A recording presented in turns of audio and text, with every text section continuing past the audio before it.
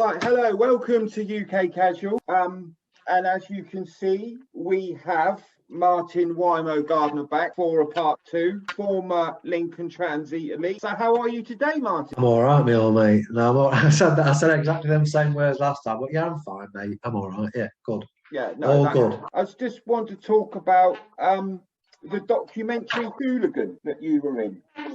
Yeah. So can you tell us a little bit about that? Well, do you know what it was, right? Because my dad was a West Ham fan. So, and back in the day, you followed your dad's team. I didn't have a Scooby about West Ham and that lot. And when I started, well, basically, it started to come on top with me in Lincoln. And there was a Lincoln lad called, his nickname was Billy. His name was Adam, just to clarify, because if any old school West Ham, and we had a link, a common link with a lad called Clive from Grimsby, and he knew this lad called Lewisham. Now, whether that was his name or where he was from, I don't know. And he said to me, he felt to go to a few West Ham games. Now, as it happens, it kind of coincided with, I think his name was Butch, I reckon that was the cameraman. I forget, not sure about his name, but he was going around videoing. So we took fairly decent numbers to a few games, but the ones I can recall most was Leicester West Ham, Forest West Ham, and Sheff Wednesday West Ham. And later on, I went to Man U West Ham, but I went on my own to meet some other lads up there, but that turned into a bit of a fucking nightmare. So yeah, that was the thing there. And I've sent you that photograph, and on that photograph, there's quite a few Lincoln lads there. I've got fucking hair on that photograph, which is a rare one. And the naughtiest one, really, was Forest West Ham. There's Forest had a massive mob, and it went off on Trent Bridge. Bill Gardner was there. I'm sure his missus was there. Forest were lobbing loads of stones and things like that. That Andy Swallow was there. Can't remember. I mean, I'll be honest with you, I'd never heard of Kaz Pennant then. I didn't know many names. I was just trying to muscle in a little bit. The thing is, I wasn't ICF. I was L.T.E. I was just tagging along. Just a Lincoln lad that supported West Ham coming along to, I'm not even going to say help out because I didn't need fucking help. But because it was on top for me in Lincoln a little bit. I was always getting nicked, so I thought, I'll go with West Ham for a little bit, like so. Yeah, and when that documentary was on telly, I sat down and my dad said to me, because he hated football hooliganism, like, but he said to me, "I'm going to watch this. There's a thing on telly tonight called Hooligan. I reckon it was on not Anglian TV, that LWT, but whatever it was on anyway. Yeah, I know. Anyway, fucking, so it's come on and we're watching it. And then the Sheff Wednesday away game come on. And honestly, he's there, it's fucking you. Went mental. he went mad. He wasn't fucking impressed, like, you know what I mean? He was, yeah. So did your dad, he know your activities from then on? Yeah, through knocks on the door all the time. I was always getting nicked.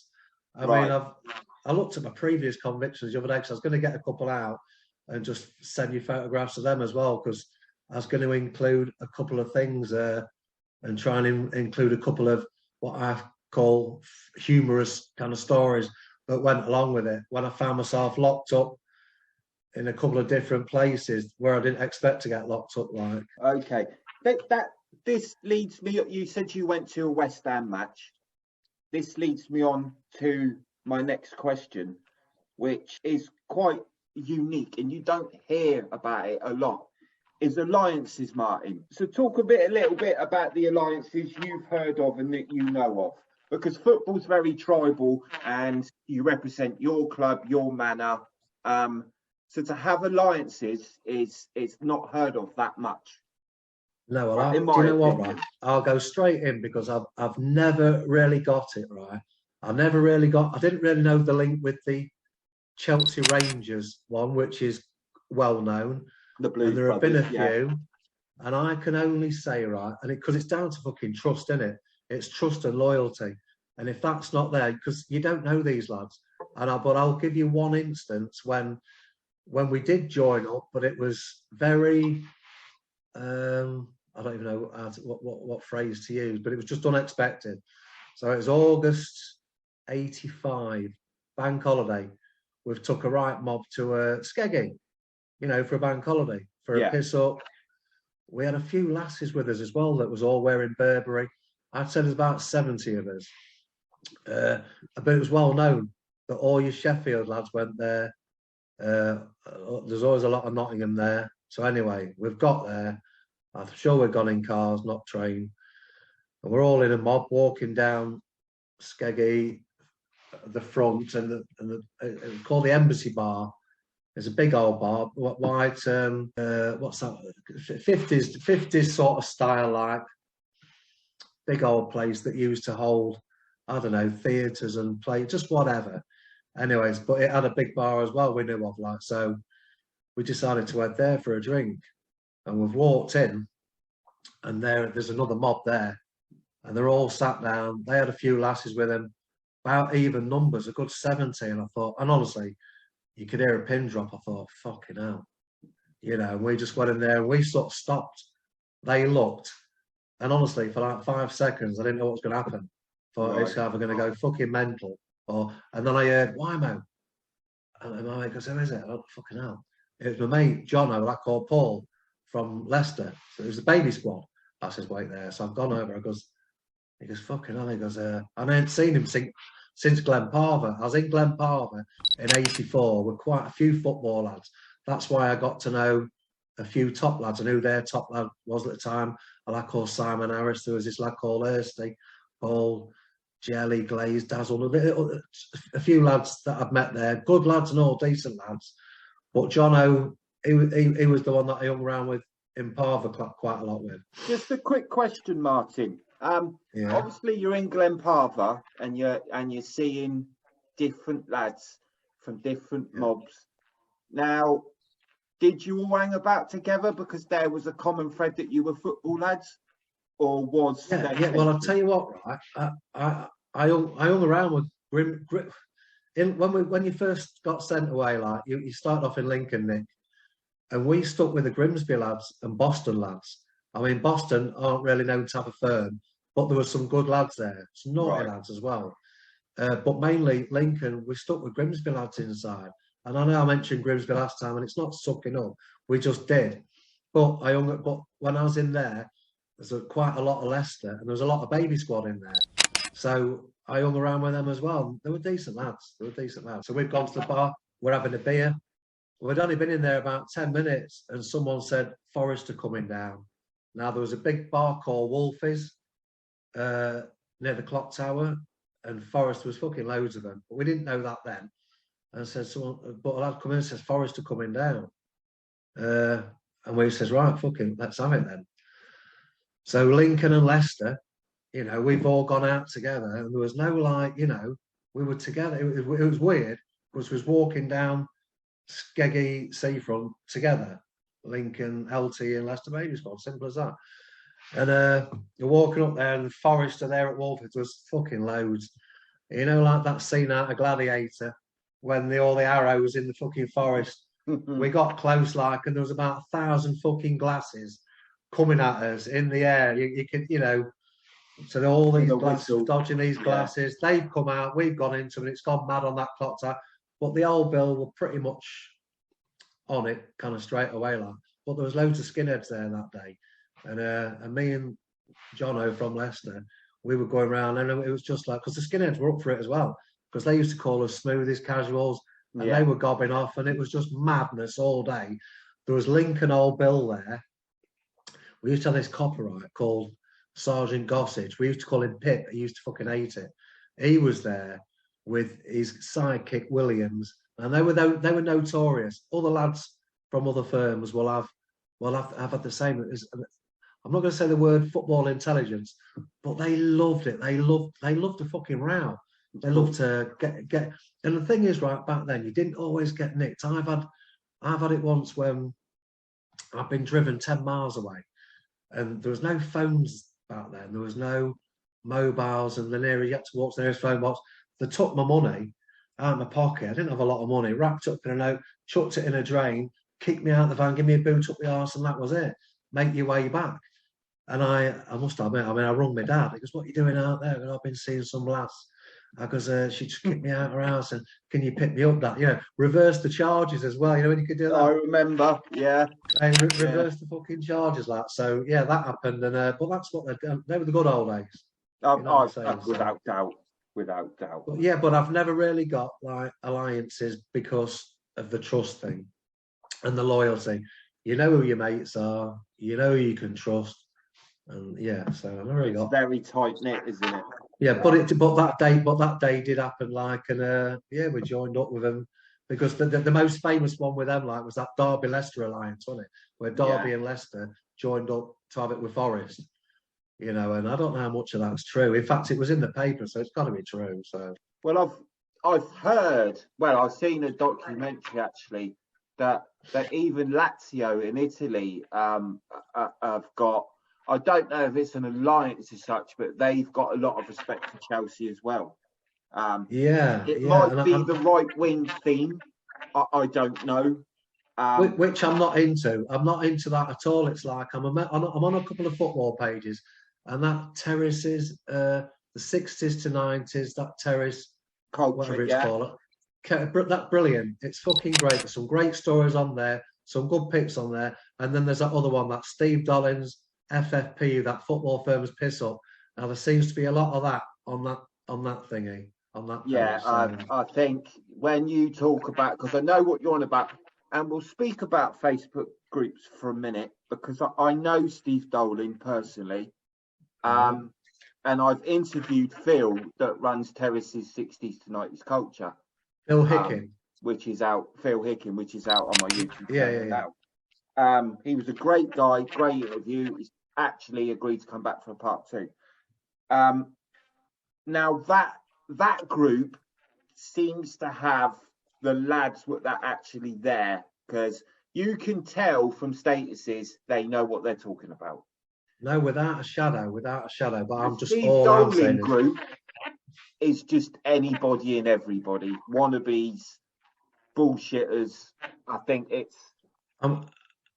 I agree with you, mate. I'm a member of it, like, but honestly, some of it, and well, I'm not going to say too much, like, because you've interviewed the bloke, like, I mean, when he was abroad, and I don't know, there's a couple of things I don't agree with. I'll just leave it at fucking that. I'll tell you what, though, on that terrace culture, 60s to 90s, best stories, Preston lad, Bill Routledge.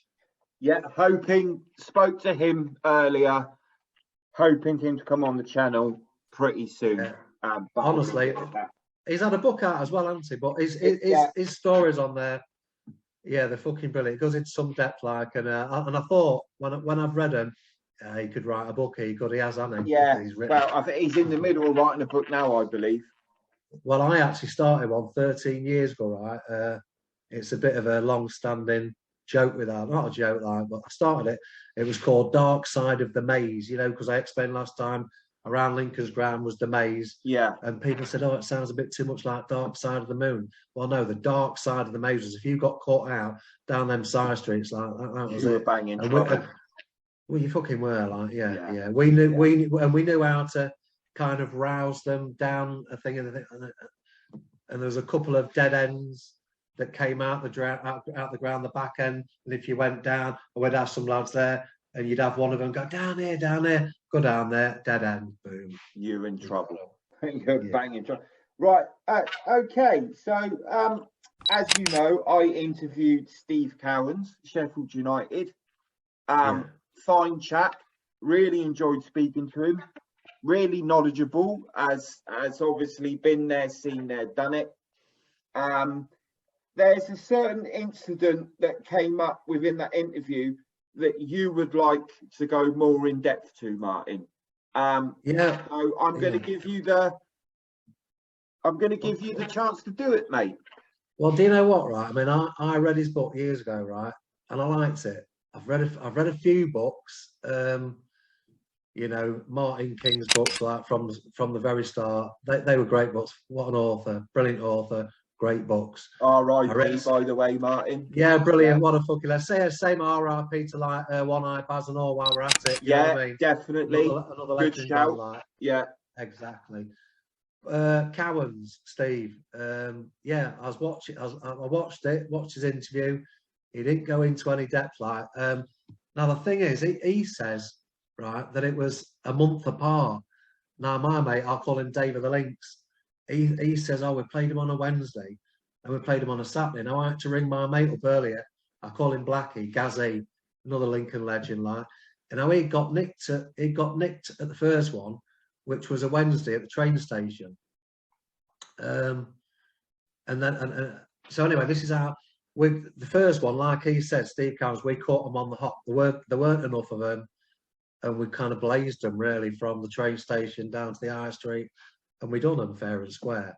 Anyway, like he says, and he says it in his book, we thought, fuck it, we're not having that.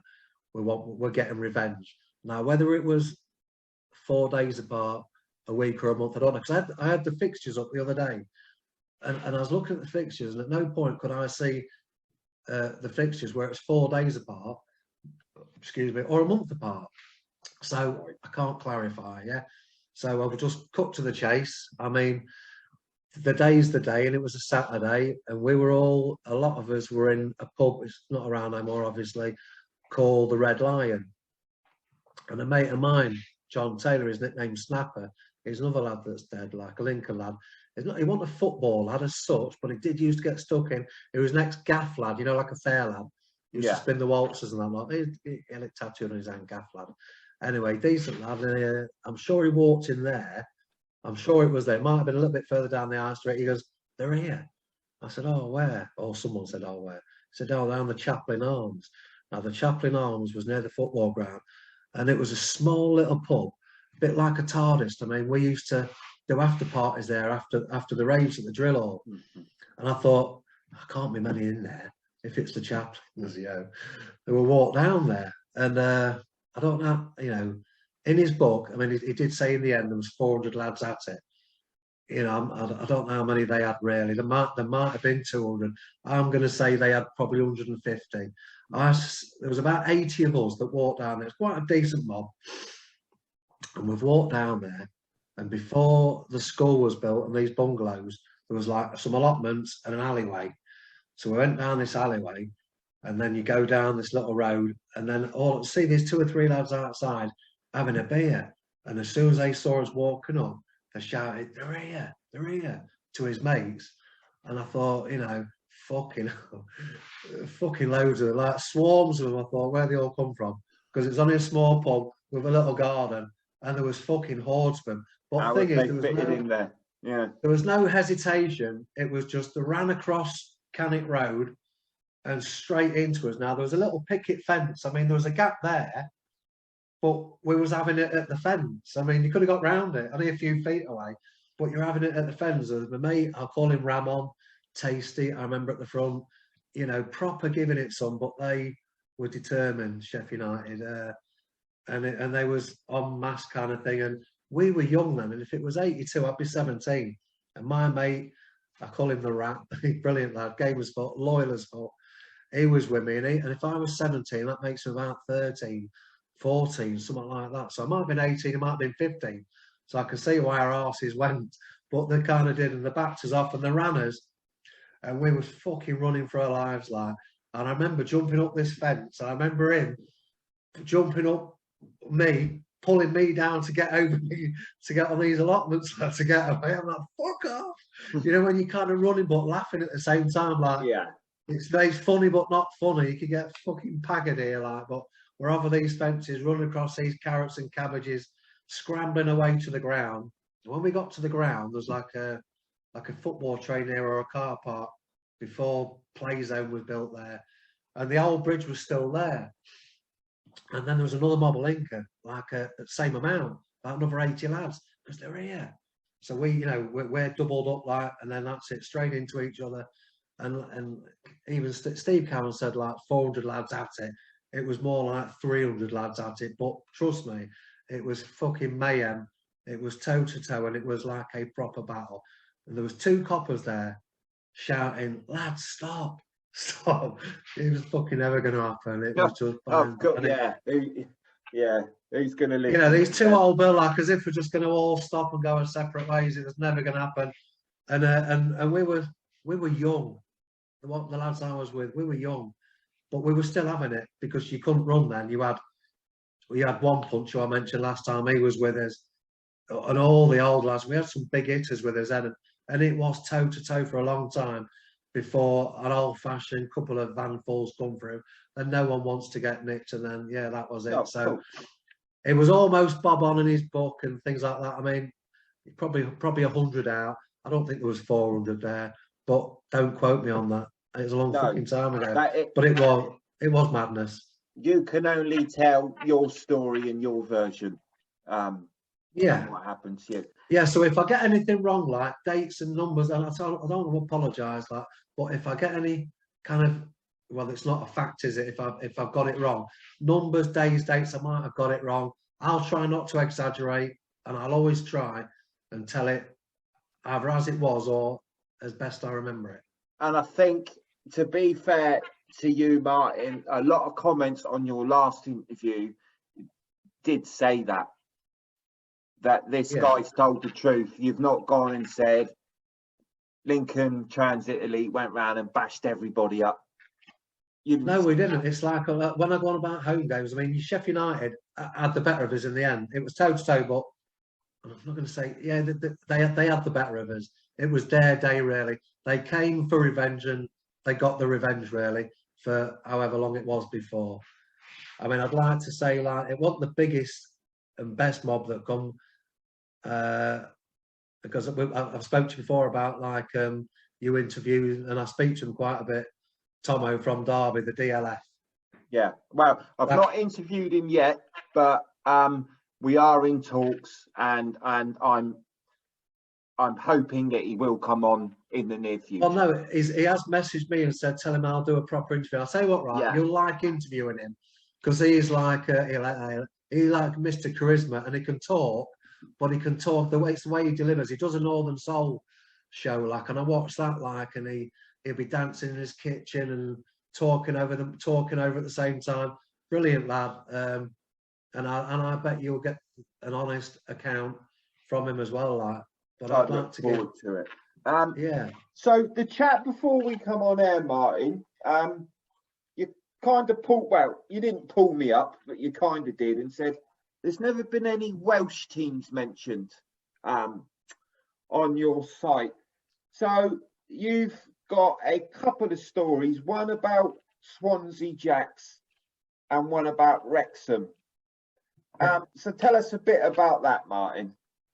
Well, the Swansea one, you know, I looked at the fixtures earlier, and between 1995 and 2002, we played them every season. I think 2002 was the old Division 3.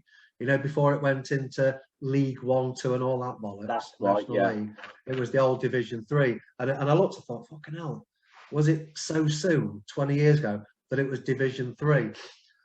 So we played them, I mean, I'll say this was 20 years ago, so let's just say, because I'm not fucking sure, it was 2002. My mate, I spoke to him earlier, Blackie, who was there, he's, because I was banned, right? I have to be careful here, because I was at a certain flat with somebody, being a neutral observer. Right. And we used to have a pub called the City Vaults, and then we got another one called the Anchor, both quite well known. Lads knew where we drunk and things like that. Yeah, and when Swansea came, I mean, it was like, God knows how they breed them there, because everyone, I'll tell you now, was fucking massive, and everyone was game as fuck. They were, honestly, it was a proper decent mob. I'm sure they chucked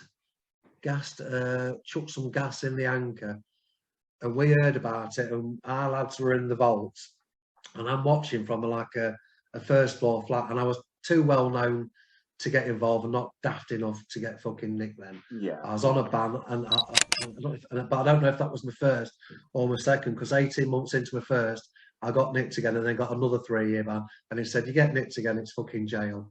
And I'd got my daughter had been born by then. I just thought, I'm never going to prison again. Yeah. So I'm watching it can't like blame you for that, Martyn. I cannot yeah. blame you for that. Well, yeah, exactly. Kids and that, like, they sort you out, make you a man. Anyway, so our lads are coming up from the vaults. The jacks are coming down, and it shows. He said, "Oh, because it was police footage," but my mate has somehow got the police footage.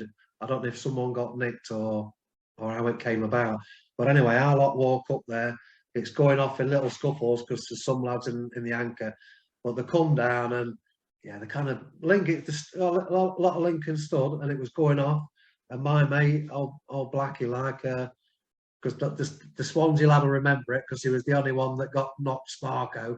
It was one punch, one hit, bang, he's gone. He's out like a light. But yeah, and then they kind of blazed Lincoln. Then it wasn't all Swansea, but hell of a fucking mob, you know. And and I can say they don't get enough recognition. You know, I mean, we had it with Cardiff, and someone put some pictures on that 60s to 90s thing, and a Cardiff lad said, yeah, we underestimated them, came on top. I mean, I never went down there. Was it Ninian Park? I heard it was a fucking frightening, intimidating place. Never went myself. So you've got to give them credit for travelling, because it's a long fucking way to travel for a brawl. They're out the way. That's all those coming for, isn't it? To fill you in. It's a bit like Plymouth Central element. That, you know, you're stuck all the way down in Devon. Yeah. Every away day is a massive journey. Yeah, exactly. Yeah, no, well, they came to ours once, and they were in a pub opposite us, and all banned, and we just ended up having a beer with them, a bit of banter. I was banned, they were banned, but we couldn't go anywhere because we're all banned because I'm banned too. So we just had a bit of a chat and a beer and talked about footy shit, basically. But yeah, the funny one, the Wrexham one, Frontline, they've gone to the anchor as well. And something's gone off there. Now, so I might have got it wrong, see, it might have been them that gassed the anchor and not Swansea. It was one of them. You know, went down there fucking like with a gas anyway. So, and my mate says, fucking hell, they're coming, but you haven't seen out like it. I says, what do you mean? He goes, well, there's a pink rabbit, a white rabbit, the Incredibles, Jack Sparrow, and fucking maybe Goldilocks, Footnose, but they're all in fancy dress. Loads of them, and Jack Sparrow at the front, so we're in the vaults, and it's gone off at the anchor. And the old Bill, I don't know if there's any old Bill, well, they weren't with him. So we're in the vaults, like, and then he's walked past Jack Sparrow and Parrot on fucking sort of the lot. And I've come out like, he goes, are we having it then or what? Fucking what? You know, there's easy. Yeah. I thought, what? You know, there's two. There's Jack Sparrow, mate. Yeah, exactly. And this fucking White Rabbit, The Incredibles, Buzz Lightyear, whatever. And that's it. It's fucking gone off. It must have looked funny, but and it was in the paper. Comical. It was comical. Like the game was full. There was in the pub called the George. A few more came out, and they had enough. But there was only one lad out of them lot, kind of dressed in all the gear. And he's on his phone to his mate. They're here. We need more. We didn't need more. It was like even numbers. But yeah, it was. That was eventful, but kind of comical at the same time. Yeah, no, it sounds it. Let's just see what Tomo's got to say, right? When you interview him about the dealer, because it's been on the internet before, like, and there was one of his mates, and because I'm just, and I'm just going to say now, like, let me have a quick few seconds. It was ours. It was Lincoln in the morning, and theirs all afternoon. Frightening mob. 300 at 10 in the morning. 300 of all. Honestly, I've never seen so many Lincoln, and it was fucking mayhem from 10 a.m. till 10 p.m. But when this special pulled up, like I've never seen a special, about half a mile fucking long with 2,000 fans on it. You know, when you get every man and his dog, and you know they're not all lads, and there's lads pissed up. The train didn't even stop. It had them old-fashioned wooden doors. It was doing about 5 miles an hour, and they're jumping off the fucker, leaping over the barriers, and we're stood there thinking, fucking hell. And there was like a swarm of ants from the town centre to the ground, and they fucking smashed everything inside. Well, do you know what, Rav? No, this lad, right? His name's Tracy Lee. He's got a brother called Boggy. Two brothers, like, and he came up to me in a pub not so long back, and he said, "All right, White man." I said, "All right, Trace." He said, "Well, we've never really spoken that much, have we? But we've always known each other." I says, "Yeah." He said, I'm a Spurs fan, like. He goes, and I was at Spurs away. I was in London a few weeks ago, and I was round this lad's house after having a few beers and what have you like. And this lad says, "You're from Lincoln, aren't you?" He says, "Yeah." "Who's this fucking Wimo?" He said, I don't know, I've never heard of him. And he says, "Well, I've just Googled the population of Lincoln. It's 237,000. And London is, I forget fucking how many million, right?" He says, "So don't tell me you don't know it." He says, "All right, then I do know him." Like, he goes, "What?" He goes, "Well, he's a bit of a lad." He goes, "No, nothing thing." He goes, "But we've watched his interview on that UK Casuals on YouTube, like, yeah, comes across as all right." He goes, "In fact, we're going to get it on now." And then they watched it on, he's all sat there doing what lads do, watched it on a big screen with all these Spurs lads, like, you know. Yeah, so I thought, oh, fucking hell, they're watching it everywhere, which was, you know, don't get to me or anything like that, like, or, you know, but it's just nice to know. Yeah, 15 minutes of fame. Lads from everywhere have kind of seen it, and, you know, yeah, I don't. It's very rare. At first, I'll be honest with you, I was looking at it just to see how many views. Obviously, Yeah, I'm not going to say it that waist thin, but say once a month I'll have a quick look on there. Oh, and it was up to like, what was it, 31,000? Yeah, not bad. No, I think it's, you know, it's nice to know people are watching you on the channel. So okay, it's been a pleasure, Martyn. It always is. And hopefully I've got Eddie Crispin from Portsmouth coming back for part 2. Just about to release a interview with a Greek ultra called Christos. I won't say his surname because I can't. No, because you can't pronounce it. But he's from PAOK Gate 4. Yeah, I was watching that. He's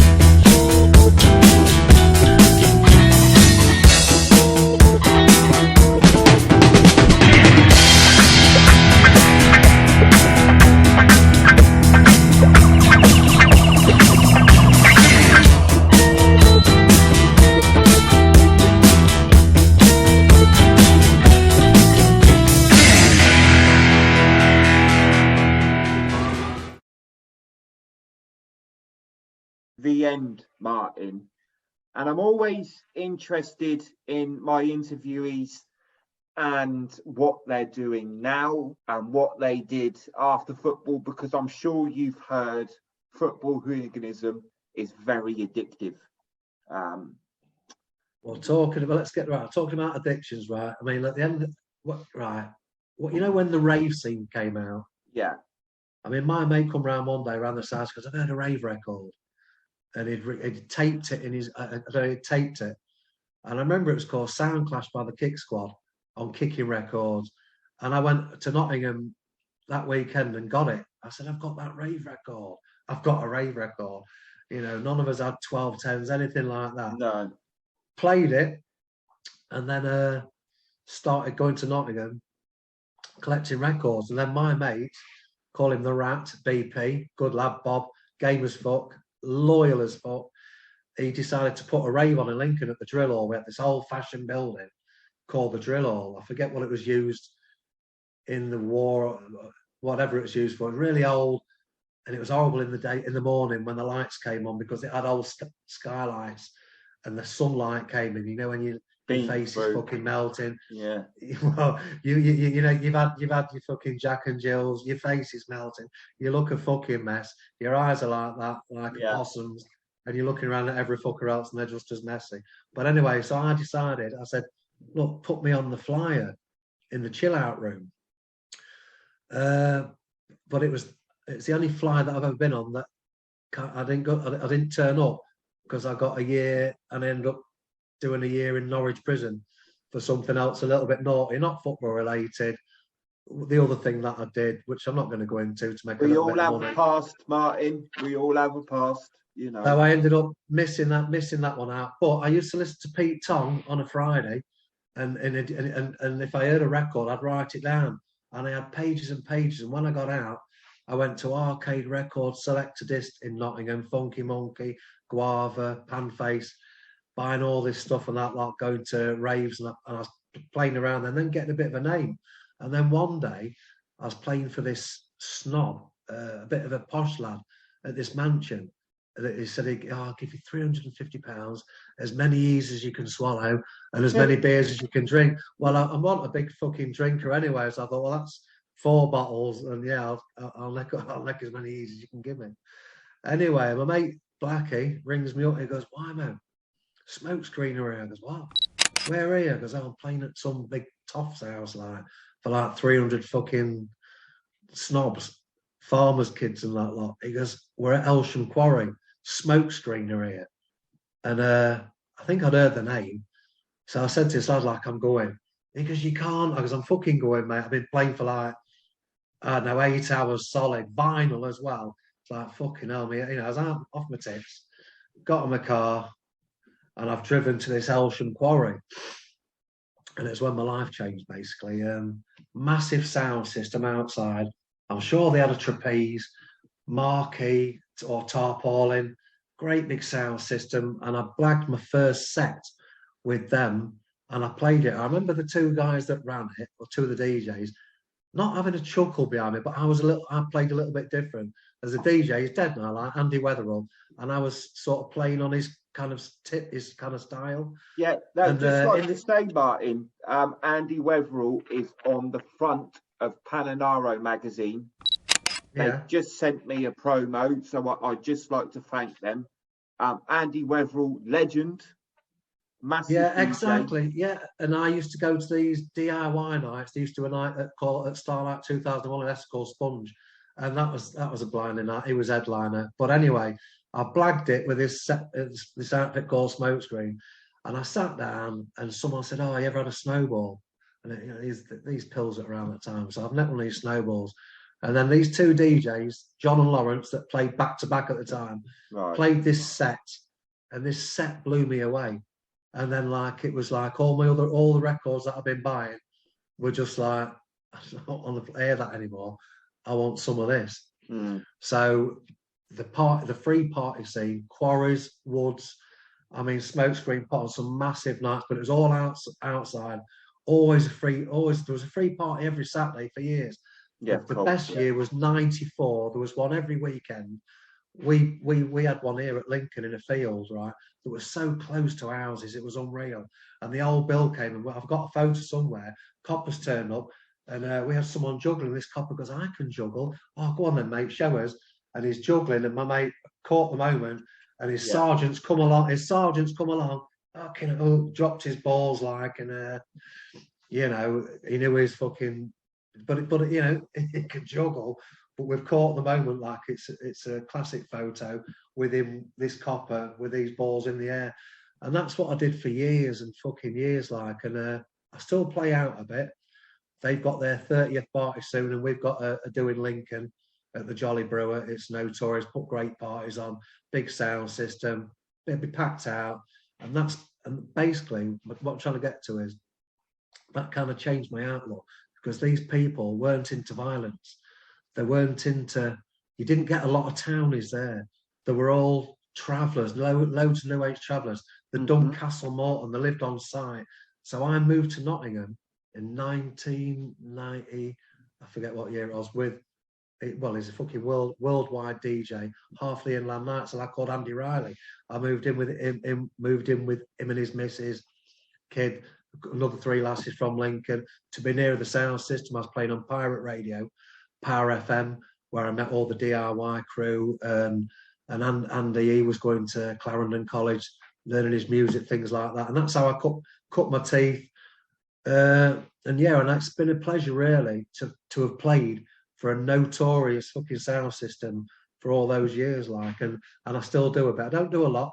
I'm probably the oldest house music DJ in Lincoln, but yeah, still doing a bit. No, you sound very passionate when you're talking about it, and obviously the football casual scene and the rave scene did coincide, and some will argue that the rave scene had a negative effect on the football hooligan side because everybody was going to parties, ease came about, and all of a sudden you were meeting. It was all getting loved up. Where's the negativity? That was pure positivity. Yeah. There's no negativity.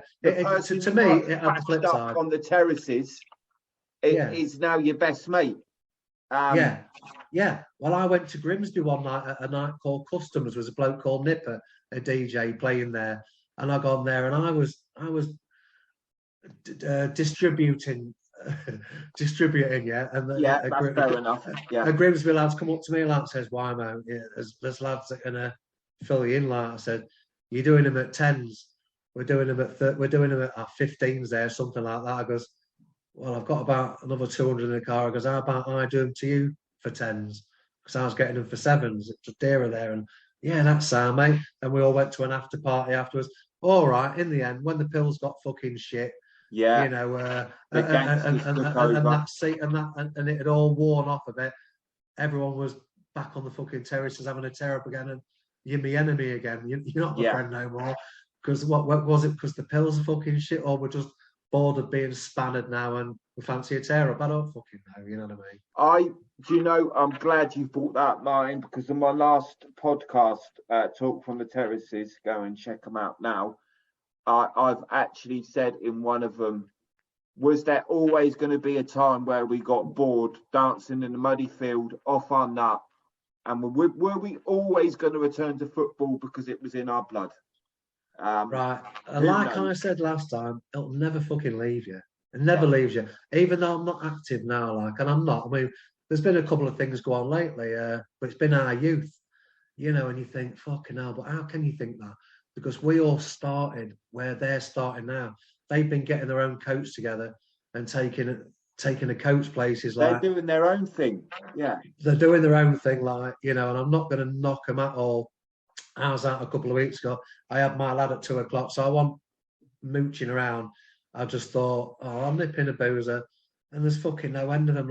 We had Chef Wednesday at home, and they took their own coach to Bolton on a Tuesday night. They set off at 10 in the morning. Only 40 of them. I thought, fucking hell, fair crap to you. And you can't, it's not up to me to say to them, lads, behave, man. There's only one winner. There is only one fucking winner. I mean, a couple of them come back, they're showing the scars, where they was having it with the old Bill, big fucking gashes on their heads. I thought, well, you haven't been nicked yet, and you haven't done bird yet, and you haven't had a ban yet, obviously. So, but I'm not going to knock them, because at the end of the day, if you don't have anything about, people are just going to come and take fucking liberties, because other firms across the country, they're not just going to listen to one person. So I'm just saying, well, yeah, fair crap to you, but that's me done kind of thing. And if you're still up for having a bit of a pop in that lot, 16, 17, 18, 19-year-olds, I'm not going to knock them. It's their time. Exactly, mate. It's their time. Okay, Martyn. As ever, it's been a pleasure. And you, Matt. Yeah, I mean, it took a bit of getting me back, because like I say, I mean, I was on the build-up. I don't know if other lads get it. It's like pre-rave tension or pre-match tension. When I've been at a match before, I said they're here, and my legs always go, don't go. So I collapse, but I always feel that my legs are shaking. It's like nerves, bit of anxiety or adrenaline as well. But I've been there and done it, so I obviously got over that. But it's the same with this. It was like I say, we used to call it PRT, pre-rave tension. You know what I mean? And then as you got older, the thought of like necking a fucking knee. I mean, I went out last December. I went to, and it fucking destroyed me. Club night, first one in ages. Yeah. And I had a fucking pill, and it fucking destroyed me. You're not 18 no for days. Way. I was like, yeah, exactly. I was like, fucking this isn't for me. Give me in the summer, if there's the odd part in a field, I'll be up for that. But but the thought of being spannered, and it's like that, no, I can't do it, because you know what it's going to taste like before fucking it's your tongue. So okay, it's been a pleasure, Martyn. It always is. And hopefully I've got Eddie Crispin from Portsmouth coming back for part 2. Just about to release a interview with a Greek ultra called Christos. I won't say his surname because I can't. No, because you can't pronounce it. But he's from PAOK Gate 4. Yeah, I was watching that. He's very well respected. And there'll be more interviews coming from UK Casual soon. Yeah, brilliant. Matty, it's been a pleasure speaking to you.